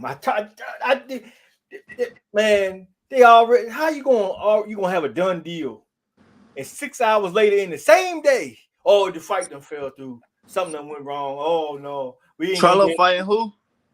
Jamal Charlo and Jaime Munguia. The Golden Boy fighter. Oh yeah. They've been taking him, and he been doing a Canelo too. He been dodging a lot of folks too. And just messing around. And I feel like a lot of these guys playing it safe. Yeah. I mean, because a lot of them they didn't took this Floyd route, man, and they just feel that everybody feel everybody don't want to put a That on it. yeah, they scared to lose that. You scared to lose. But but the great fighters have lost. The great ones have lost. Here's what I'll say. When we start with the live recording, I'll give you my take on it. Okay. Hey, somebody with a wrench, can y'all block these trolls that's chilling out? I got you, bro. I got you. I see them. Yeah, because they took it to the next level with this. What they say? Yeah, we got some guy playing like he's Hitler. It's a trip, man. But yeah, man, we look for that. And Brandon, yeah, go ahead and elaborate on that, Brandon. Oh, he actually got a channel too. Are we still live? Yeah, we still live. Nah, I'll talk about it once we stop recording. We'll go into that in detail then. Yeah. All right, I guess I'm about to get off of here. Oh, you about to dip? All right, champ. Unless y'all wanted me to stay on here, y'all good? No, you good, brother. No, you good, man. We ain't going nowhere. So it's up to you. All right. I appreciate y'all for having me on here. Appreciate y'all for having me on here. Hey, man, we appreciate you good coming out, man. Hey, keep training, champ. Keep training. Stay focused, man. Appreciate you. You already know I'm on the gym. Yes, sir. All right, I'll get back with y'all. All right, brother. Okay. Peace to you. Yes, indeed, man. It's the young bro, Lavars Carter in the building, man. I tell you, man, he's impressive, man. I tell you, I like the way he talk, man. It's the way he see things too for a young guy, man. It speaks volumes. Yeah, and you automatically want to root for him because when he talk about how he trains and what he like about it and everything, I get a connection. Like, yeah, that's how. Tell him, young blood. Tell him, man. That's what we need. We need more fighters like that, man. That's the problem. I won't fight everybody. I don't care. You got to build. I want. Hey, you mean tell me you ain't gotta have a Fritos in the dressing room, and you ain't gotta have ring girls or something? I mean, you ain't gotta have Cavassier or nothing special, and then it's got to be 78 degrees on that day, or the fight ain't gonna happen, or something. No, man. They gotta build this on. That's what's up. Yeah, man. It sound like the young guy got his head on the shoulder, man. Yeah. Determined. You feel me? And you know what he want? And I think sky's the limit, man. You know? Exactly. We're gonna continue to support the little young brother. And definitely. Especially one thing doing, he's staying out of the streets and he's doing something positive, man. Mm-hmm. You feel me? He's doing something positive and he's trying to take care, solidify his future. Exactly. So off to a good start, man. Nice and focused, discipline. That's what it takes to be great, man. These young cats got to learn that. Everybody want to be wild and crazy, but that don't get it. Discipline is key to accomplishing anything. If you don't have a discipline, you ain't gonna be able to accomplish it. You got to stay disciplined. If you want to lose weight, you got to be disciplined. You want to run a 4.340, well, you better be disciplined. You know what I'm saying? Whatever it is that you set in your mind and heart to do, you got to have a discipline. And a lot of times, we always talk about the epidemic of the fatherless homes, without having that, because that kind of direction comes usually from the father, but your mother can do it, so we're not disqualifying her. So we don't want to step on nobody's toes like that. But fathers are more direct and more likely to be the one to point it out. Be like, look here, no, look what you doing. You got to cut that out. How many times my father come on, hey boy, what you doing now? You better get your, what I'm saying? Oh, okay, Pop. Yeah, you get back in line. You was about to get wild, but you got to get it tightened back up together. And then, man, hey, the world is yours. For sure, man. Yeah, man. But Jaime trying to get out, man. Jaime trying to get out this fight, man. I knew it. Why, man? This shit is crazy, man. Yeah. Who else was he gonna fight? What big fight did he got? Both of them is a logical fight for them to fight each other because they got nobody else really to fight. But they don't want to. It's crazy. Okay, so listen to this. I said it yesterday on my show. When was PBC gonna release they list of fights for the year? Hey, are we still live? Yeah, we still live. Yeah. Okay, I will tell you because I talked to somebody who has a good connection about what's going on with Munguia and Charlo. I will talk about it, but I can't do it live, unfortunately. Okay. All right. Okay. We'll be here for a few seconds. Just a few seconds. So, with that being said, so remember yesterday I said, man, well, damn, why PBC ain't put their list out? So I look up, bro. Now all of a sudden, PBC's supposed to make a big announcement come Tuesday. This is crazy. Tuesday. This is real talk. Tuesday, the announcement is supposed to be made, I think at 1 o'clock Eastern Standard Time, I think 1 or 2 o'clock. That PBC is supposed to release the fights, the big fights that they got coming for the upcoming year. Remember last year when they brought like Adrian Broner, Earl Spence, Pacquiao, everybody out on for Showtime. So now they doing this. They supposed to be doing this again. Man. It's crazy. I sit up here and said this yesterday, and then it looks up. They put this up, and now they about to do this, man. It's crazy. Yeah, we'll see what they got, man. But he definitely ain't gonna have Jaime McGee on there because he done already ducked out. And the watcher said Jaime talked all that shit. Don't miss it now. Yeah. So okay, listen. So what did he say? He just said he just what was the excuse for backing out of this fight? Man, and that's the thing. You hear so many different stories about it. I don't know, but Brandon says, we'll find out at the end here when we wrap it up here a little bit. but man, I wasn't surprised. When I heard the fight was announced, I said, nah, that fight ain't gonna happen. Yeah, he ain't gonna fight. I knew they wasn't gonna fight. I already because for one, Oscar ain't gonna take the gamble because he ain't got too much product to even be dealing with. And two, he know that if he put him out there and take that risk, it ain't gonna bode well for old boy, man. It ain't. He just gonna sit on the back. He doing a Canelo. He's like Canelo Jr.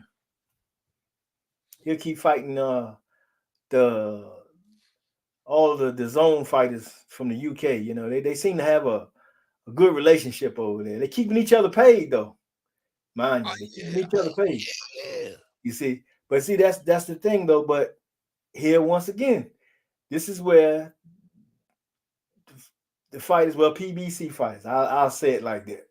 PBC fighters can unite. Like we've talked about this before in the past, like a year or two ago, when we talked about how they could just take the PBC, close the doors, have their own belt, and fight amongst themselves. They don't need all that shit on the outside if they did it right. Because if you connect yourself to the culture, because that's what they call it now. It was black culture, urban culture, because we was. We listen to the rap. Now everybody does. So now it's the culture. Okay, cool. Now, if you plug into the culture and you go out there and you keep to yourself, that's something that Top Rank won't have. That's something the Zone don't really have. He might flirt a little, but they you know what I'm saying? So you're gonna get eyes, you're gonna get views, you're gonna have buys, you're gonna have success. And if you put together fights like Caleb Plant, David Benavidez, those guys get together. I mean, that's a nice trilogy. If it goes that way, if one of them don't dominate the other, but it looked like it would be a trilogy because I can see it going either way. So, but fights like that, then you add Charlo in the mix. You got him in there. I mean, they can keep themselves busy. They can get publicity for fighting good fights because everybody know the level of these fighters, as opposed to Canelo fighting Glenn Wallen from Stuttgart or something. I don't know. I mean, who else he gonna fight now? Who is there left? I mean, I can't name anybody. They'll have to tell it to me. Some guy fighting at a Irish pub somewhere. They say, okay, let's sign him to fight him. That's what they're gonna have to do because he's not fighting no real competition. That's just real talk. And how long can you keep the charade up? Eventually, you're going to have to fight somebody. So when he gets out there and says, well, why don't those guys fight each other and I'll fight the winner? Okay, well, that might come back and bite you in your own ass. Because if they do fight each other and you do fight the winner, and then that winner whoop your ass, all this hoopla you done built up is out there, is popped. The whole bubble's done. It's over. And your easy ride is over with. Yeah. It's oh man, it's disappointing, man, because it's sad, but then Hey, listen. Can we say he earned his way there? But then, man, man, the PED thing, I still can't get over that, man. That still holds a big strike against me, man. That's why I can't bow down to support too much of what Canelo does, man. Nah, I don't like his movements. I can't co-sign it. You ain't okay. I can't co-sign for it, right? Yeah. But I understand the money though. If it wasn't for PED, yeah, then I will respect it. Cause look how much weight he's gained since he started fighting, man. I mean, nobody think that's odd. And what's all that shit that's on his back, all them pimples and shit? Where that come from? That shit ain't natural. Nobody suspecting about this. You know, that's what got me with my man Troy yesterday. Man, can you prove it? Can you? That motherfucker got a fucking treasure map on his back. Man, come on, bro. Everybody know the man that already popped dirty. They raised the levels, which means that he is still using the thing that they popped him for in the first place. Nobody see nothing wrong with that. And then the thing about it is, it's an advantage to a whole group of fighters, though, because if you're from Mexico, you can use that excuse. You know, you can use that because I'm Mexican beef. I have, you know. Why the Mexican farmers can't take a hit is what I don't understand. Why they meat got to be consumed by the fighters? Why does that have to happen? Why they can't say, no, you can't have that shit, period. But this is my thing. Okay, when Canelo got suspended for the 6 months, I knew it was some bullshit then. Because, I mean, come on, bro. Realistically, something like that of that nature should have been a year, maybe 2 year suspension. A year to 18 month suspension. Yeah. He got 6 months. But then after that, we have had fighters who have been able to fight even though they test positive. Then we have certain fighters who have not been able to fight because they did test positive. So I mean, it's a toss up, bro. It's like it's a gamble, and it's unfair for those who live by a even playing field, even playing field. Yeah, just being straight up, and he, certain ones that got a certain little monetary value get certain accesses and certain breaks at certain times. Valdez. I mean, come on, man. He wasn't supposed to fight that fight. Come on. And they let him fight the fight, bro. And then it's like this, like look at Valdez. Like I seen a clip of him hitting the bag. Like, man, come on, bro. He looking like for real. He looking like 154 pounder. Yeah. And you see the look in the eyes.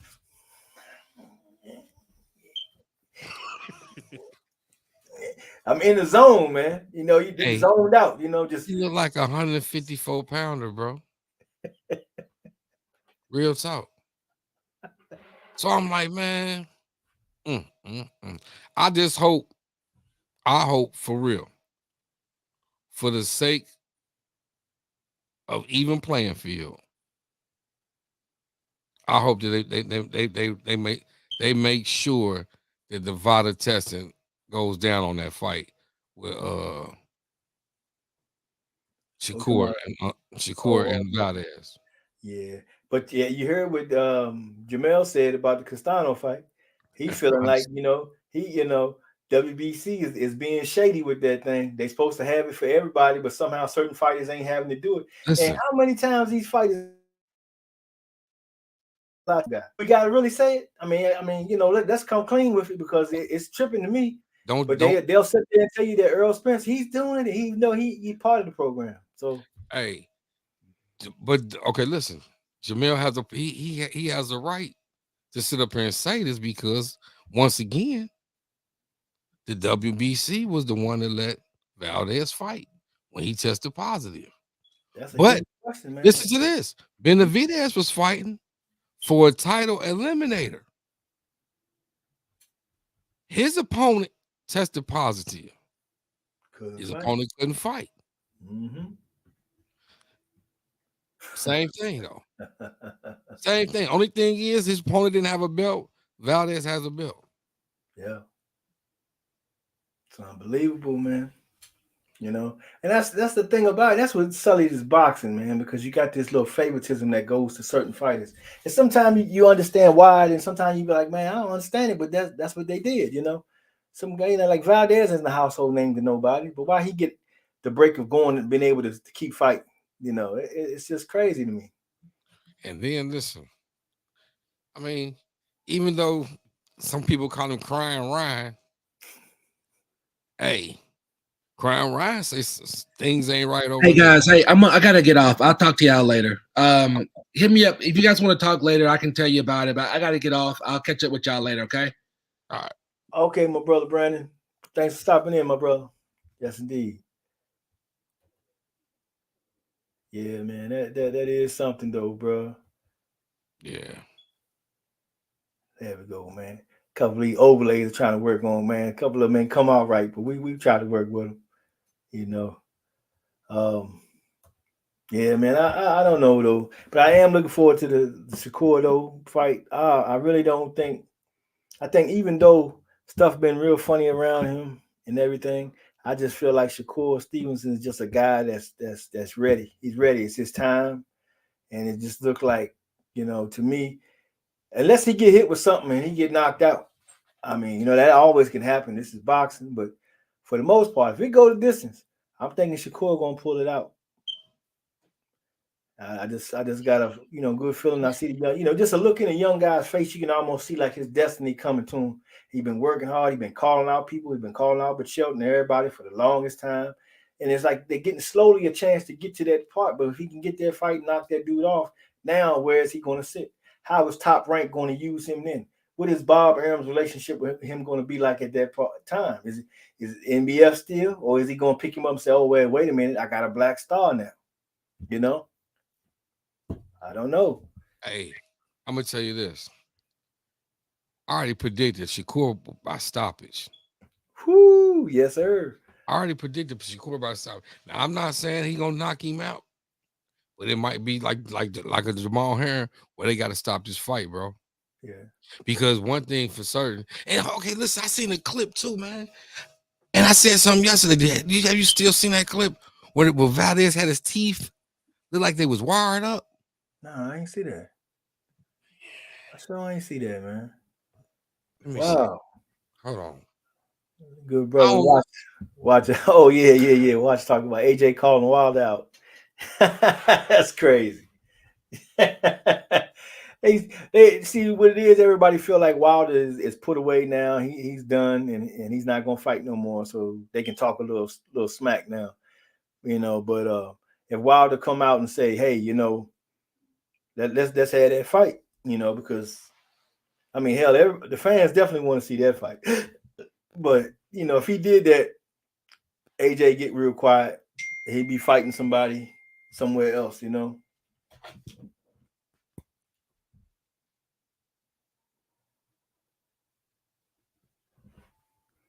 Yeah, man. Oh man, we got the good brother. Focus ball. Heal the mind, body coach. Salute to you, good brother, man. Thanks for stopping by. Yeah, man. We gotta chop it up sometime, man. I ain't chopped it up with the good brother in a minute. For sure. Yeah, man. That's something though, man. But you know, AJ, that is something, man. I don't know what AJ is gonna do. And I don't even think Usyk is gonna be able to defend his belts, man, the way stuff is looking like over there. Yeah. Uh-oh, Watcher said he got breaking news. Oh yeah. Tom Brady said Tom Brady came back to the Bucks too. That's crazy. Yeah, I just seen it at the bottom of the TV screen. He coming back to the Bucks? He coming back. Man, I can't stand Tom Brady. I'm sick of him. I swear to God I am, man. I see so many quarterbacks struggle out there in life. He had it too easy, man. He didn't struggle like some of them guys, man. He don't earn all his accolades like it. Watson says Keller Plant team declined David Benavidez. Man, any respect I had for Caleb Plant is gone now. That's the fight. That's the fight right there. If you turning that down, you are not a fighter. I don't even want to hear it. I don't want to hear nothing about none of that shit. If you turning that David Benavidez fight down, Caleb Plant, man, you a straight sucker. I don't care. I don't give a damn. You that's the fight that's supposed to happen. What else are you going? What are you going to do at 168?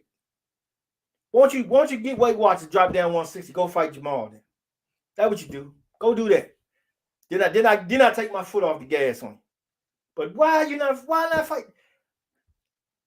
You fought Canelo. David Benavidez, man, come on, man. After all this time, all this talking, all this barking, man. See, that ain't no fighter to me, man. Ain't no fighter to me. If you a fighter, man, you taking it all. Oh, yeah, you think you can take? Okay. Because think about it. Even when you in the gym sparring, if a strange guy walking in and say, yeah, man, I want to spar with you. But you gonna, nah, man, I don't feel like sparring. I don't want to. No, well, yeah. Oh, shit, hold up, bro. Let me get these gloves. Come on, what you talking about? What you finna do? Yeah? How many rounds you want to go? Oh, let's get it. You know what I'm saying? You don't be talking about, I'm not going to be able to do it. You know, the weather is not right for that time of year. And the money, he wants to pay me by PayPal and I want Cash App. It's not going to work for me. Man, the hell out of here with that old pussy shit, man. Come on, man. You just got a big payday. You know, you just got a big payday. You fought Canelo. You got the lights on you now. Now, if you come back and you fight David Benavidez and you beat David Benavidez, that's gonna make your stock grow right there, even more. Because now, for one, you gave Canelo an excuse not to fight David Benavidez. See, he got it. Well, see, I beat him and he beat him, so I don't have to fight David Benavidez no more. So Canelo will be happy with you. Canelo won't fight you. Why? I already beat you. You see? But he might let you fight on his undercard. You know what I'm saying? As a consolation prize. But who you going to fight?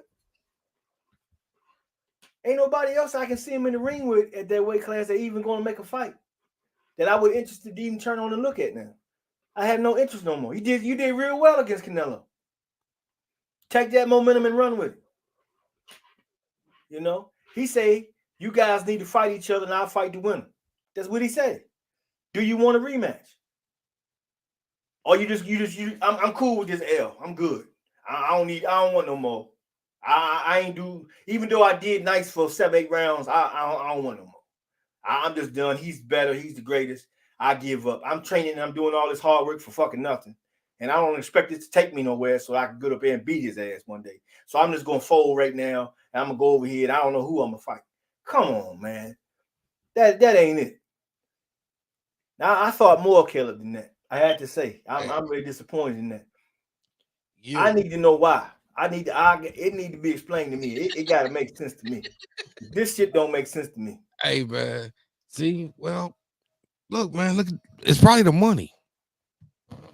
It's probably the money now. Hell, well, shit, he should be the money man. He had a way bigger purse than it should be. It's probably the money, and then also too. Look at this too. If Kel Plant gets in the ring with David, yes, salute the God Body News. If Kel Plant gets in the ring with David Benavidez and loses, right?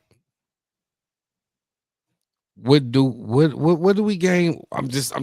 Now I gotta play devil's advocate. What does Kel Plant gain fighting David Benavidez and it's not a title on the line? Yeah, that is a point. That is a point. Besides getting another motherfucker strike on this motherfucker loss. Well, that is a point. But how you get back in title contention and put the heat on this guy who's holding the belt? I mean, it's got if Canelo ain't gonna fight at 68 again, he just need to drop them motherfuckers and let everybody do what they gotta do. Because then that does make sense. You do want a title fight. You definitely want that. So I understand that. You know, but shit, call the IBO up. I get the IBO belt. Shit, somebody's belt, some set. Now I respect that. I'm just saying we look at it as a fan view, looking at his eyes. David Benavidez, most definitely. I mean, that'll be a good one. I don't think Kel Plant hits hard enough to stop David Benavidez from getting off his ass. Yeah. The same way with Canelo. Kel Plant boxed good for 7 rounds. Yeah, he did. 8th, 9th round, he started slipping a little bit. He stopped 10th, doing the good stuff. he stopped. I'm gonna tell you one thing. He stopped with the jab first and foremost. He stopped with the jab. And I mean, the jab, he did have a reach on Canelo. He had a little height on Canelo, and he was able to frustrate Canelo too. And he was keeping Canelo frustrated because Canelo kept throwing the same hook that knocked him out. Canelo threw the whole night. But Cal Plant had the jab out there, which was creating space. So every time Canelo threw the left hook, he was missing. Yeah. But when he stopped throwing the jab, and Canelo was still able to come in, start doing this. Coming in, walking and in. he got him in close range. He threw the left hook, the same hook, the same hook the whole night. Cal Plant was able to throw the jab, and when he seen Canelo throw the hook, he was at least either blocking it or he had the distance to back up from it. True. No, he quit throwing that jab. Mm-hmm. Quit throwing the jab. Quit keeping the distance separation distance. And that's the craziest thing, because that's what you need against a pressure fighter. A guy keeps stepping forward. You need to keep your whole thing is to keep that space, because he can't operate unless he's at a certain distance. You keep him off his distance, he can't even function in the fight. And Canelo looked pedestrian in them rounds. And the only one he did that, Canelo started looking like something. It almost make you feel like, and we hate to talk like that, but boxing has had a shady past. And that damn Kovalev fight still looks shady as hell to me. Ah, man, we know that. How does a guy dominate a guy like that and all of a sudden stop doing what he was doing to dominate, and then all of a sudden allow a guy into a fight at a certain round? And then one punch, boom, then all of a sudden he don't know how to, he ping-ponging around the damn ring like a damn penguin or some shit. What shit? One punch, you done, man. Hey, I seen him hit him with punches during the fight that was harder than that, and he took him on the chin. Look what Harold Trim said. He made a good point. Harold Trim, salute to you, Harold Trim. Appreciate you stopping by. Good salute, good brother. He said, "What's good, everybody? My problem with Plant is he runs out of gas after the 7th round. Look at his last 4 fights. We know the Plant blueprint. Take him in deep water." Yeah, that is a good point, and that has been proven true. That has been proven true. You were spot on. Yeah, but this would trip me out. Like, man, you see these guys doing all this running. Is it maybe that Cal Plant really is too small for 68? I thought about that, man. That's why I was suggesting earlier maybe he go down to 160. He got good smoke there too if he want to. And some belts. That is enticing. But that is, it is a reason, because he got a good strength and conditioning coach, though. We got Wade. The only thing Wade is coach, so he should be shoot, man. And the only way I see you getting like that is if you maybe trying to put on weight. I mean, I see sometimes maybe some people who try to cut weight or whatever, but he don't walk around that looking that big. Nah, so maybe I'm thinking 68. Maybe this might not be the weight class for him. Yeah, I'm wondering what kind of work he getting into, because I mean, you looking at his resume. I mean, he got a lot of. Why is he calling out middleweights like Jamal? Exactly. It don't make sense. Too. Yeah. True that too. And see, like Jamal said, he really didn't want to go up. He wanted to do what he do at 60. You know what I mean? I kind of respect that. But if one thing for certain, man, they should at least made this motherfucker. That's what they need to do. They need to do like a Super 6 for the 160, bro. A Super 6 for 160. Put one tournament, the winner will walk away with all belts. Yeah, because it's funny to me how a 68-pound undisputed champion wants to fight only one 160-pound champion, Triple G. That's the only one he will entertain. He won't entertain nobody else. And I ain't understand that either, because you now we talking about Canelo going up to 75, right? Oh, they canceled the Bivol fight now. That's not happening. What? Yeah, because Bivol Russian or whatever, But It's a fight that shouldn't even be happening anyway. He's trying to pick the lesser of the evils because he's known So to be a boxer, but if so you look at his, Is Charlo back in the talkings? they looking for something else now. That's what Who? that's the whole that Who else is there? they gonna dig somebody up. Watch, they gotta manufacture somebody for this. That's what's going on. I gotta You pull know? this. I gotta see who got the titles. But you know what, Basement? I'm thoroughly convinced. Now you remember last year before the undisputed, I said he's gonna get undisputed and he's gonna retire. He's getting out of the sport. Remember I was saying that? See, what it was, he heard that. And he's trying to make me out alive, but he can't get that other fight that he needs. He need one more fight. I don't know, man. It's still a door cracked open for that. Your man Watcher said Charlo versus Eubanks Jr. Man, hey, listen. They've been talking about that for a couple years. Hey, I don't like that fight. Eubanks go down, man. Then he go down. Yeah, Eubanks go down, bro. He go down. I watched that last fight from Eubanks, man. Come on, man. He trying to mimic Roy, man. Yeah. He gonna get knocked, man. He gonna get knocked out, bro. Yeah, but I watch it because to me, I mean, who else is everybody going to fight? It's getting to the point where everybody's operating and everybody's got space and everybody's trying to do something in space away from each other when they need to be just lining it up and making these mega fights and giving us what we want to see. Brady said he got unfinished business. Man, I'm sick of Brady, man. I'm sick of him. See, what happened is that now you're going to hear Rob Gronkowski come back now. He's going to want to get signed back now. Oh, yeah. Yeah. So Harold Trim said the Charlo twins should go get Swift Hurd. All right, here we go. Okay, well, Canelo got every belt at 68.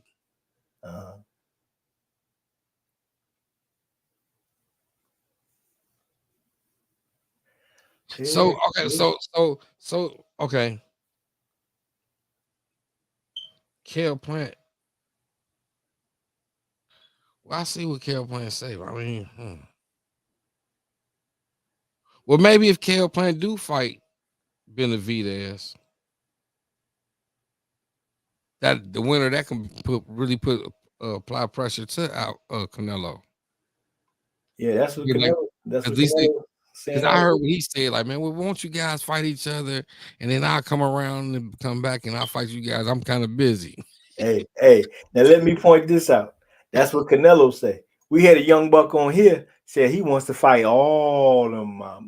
He don't care about all that shit he talking about. I'll fight all of them. That's what a champion is supposed to say.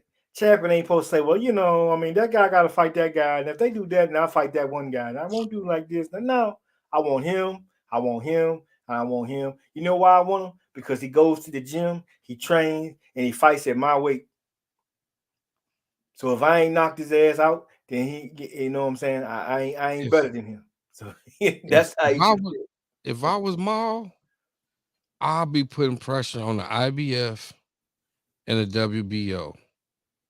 And definitely the WBA. Because the WBA, a lot of WBA PBC fighters got WBA titles. So I don't see why he's not applying pressure. And I would sit up here and I would at least make sure I was on the WBO and the IBF and the WBA's list. So I could apply pressure to Demetrius Andrade, which I think Andre said he was moving up to 68. They're gonna let him fight 60 or 60 and 68 if he fights for the title, right? Yeah, but you know what though? Him and Caleb Plant can dance. I'll watch that. Mm-hmm. Now if he can find David Benavidez to fight him, then I can say okay. Now listen, that might be the fight. Because listen, Demetrius Andrade could bring his title from 160 and put it on the line against Kale Plant. But they fight at 168. Yeah. Yeah, if he coming to say he's 68, I thought that Jamal was going to go to 68 too. I don't know what's holding him up because he never going to get the Triple G fight, and he's not Well, going. You know what I mean? I just called it out. Yeah. Here it is. Demetrius Andre got the WBO, and then Murata got the WBA. True. So why not sit up here and the WBA, like a lot of people from the PBC got WBA titles. Damn. So Yeah. why not put pressure on the WBA and put pressure on the IBF for Triple G? And because Triple G's fighting Murata, and if he got two, you got two. People gotta say they want to see undisputed. You know, because Triple G ain't never did that either. So why there would have to be some pressure. Yeah, I see your point. Right. Yeah, there would have to be some pressure because they don't want to put no pressure on the big drama show. Guys. I just Oh man, did you hear what his trainer Abel Sanchez said? No, what did he say? Abel Sanchez said that Triple G may get in trouble trying to box too much. Hey, you know what? I ain't never seen a trainer who is not representing the fighter no more sit up here and all of a sudden just starts talking bad about the fighter. That's a whole lot of, man. You know what I mean? I don't respect that. Yeah, there's too much of that going on, man. This thing ain't hard to figure out, man. If you're really trying to get somewhere and establish something, but like we was talking, like watch it say right here, get the IBO right. A lot of people sleeping on that, but do you remember when the WBO first came out? Everybody was looking at it like it's all a matter of who takes that belt and goes. Let's just think about it. If this was a time and Mike Tyson was heavyweight, Mike Tyson won the IBO, and Mike Tyson started dropping everybody, Mike Tyson would be the best heavyweight champ out there. So that would make the IBO belt more prestigious. It's all it depends on who your champion is. That's really the thing. That's how belts will go up because that's everybody talk about the green belt. Why? Because everybody that was good had it, so that gave it more worth. WBC ain't doing right no more. Somebody got to go somewhere else with that stuff,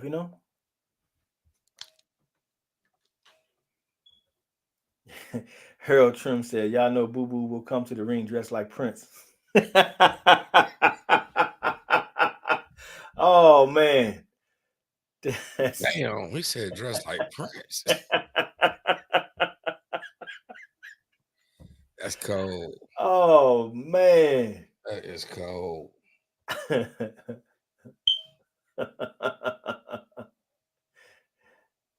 man. They will say that stuff, man. That's the trip, man. Yeah, I wish we could have hung on and heard from our brother Brandon about the information he knows though. We got to get that scoop though. Hey, as soon as we end this, I'm gonna hit him up. Yeah, man. Yeah, I think I'm gonna go ahead and shut it down, good brother. It's been a blast, man. I really enjoyed this time and meeting the young guy and everything, man. Have my brothers come through. We chop it up, man. I always look forward to it, man. Be so busy during the week, man, to get this time out to do this. Hey, it's always a good thing, man. But yeah, man, I want to thank my good brother Basement Boxing Talk for coming through today, man. Subscribe to his channel in all platforms because he's doing it all over everywhere. He's everywhere. He's got his, he's juggling it, man. He got it right. And the good brothers, the champ, Lavars Carter came in through here today, man. Came out young buck, April 16, got a fight in Kentucky, man. You ain't doing nothing. You out there, get yourself to the place. It's going down. Young prospect about to go out here and do some big things. Check him now while he come up. You can say you was there from the gate. This the gate. This the gate. So jump on board now. Let's go to ride. You heard the young man on here telling you, what he think about the sport, how he see it, where he want to go, how he prepares, his outlook, what he wants to do. I mean, hey, this guy seems like the real deal and the type of guy we want to see in the sport, man. So hey, much respect to him, his trainer, of coming along here too, man. Appreciate him coming out here, spending time chopping it up with us as well. They welcome here anytime. And good brother Brandon County, as course, you know, he comes through here as well. Man, who else come through today, man? Especially everybody. Yes, indeed. But let my good brother Basement say his final words. We'll go ahead and shut this down. Watch it say Crawford getting the IBO belt. Hey, I want to say, man, hey, I thank you for letting me on the show, bro. I appreciate my brother for letting me come on. Hey, support my real brother, Black Star Sports TV, man. Hey, you can catch my brother on Sundays doing this thing, man. So hit the subscribe button and follow my good brother, man. Thanks for everybody came out, Watcher, Earl Trim, good brother Brandon. Thanks for the champ for letting us even talk to you, bro. Exactly. Man, follow the good brother, man, on all social medias, man. Hey, like my good brother Black Star say, if you jump on the bandwagon now, you can say you was there from the beginning. Exactly. Shout out to Coach Real too, man. His coach, man. He's doing a wonderful thing with Lavars, man. Yes. I look see bright things for the future for them guys, man. Hey, I thank you for letting me come out, man. This your boy Basement, man. Hey, follow me. Come out every Saturday, 2 o'clock Eastern Standard Time on Saturday. We be chopping it up, man. That's right. Appreciate you, bro. Yes. Hey, man, thank you. We out. Peace.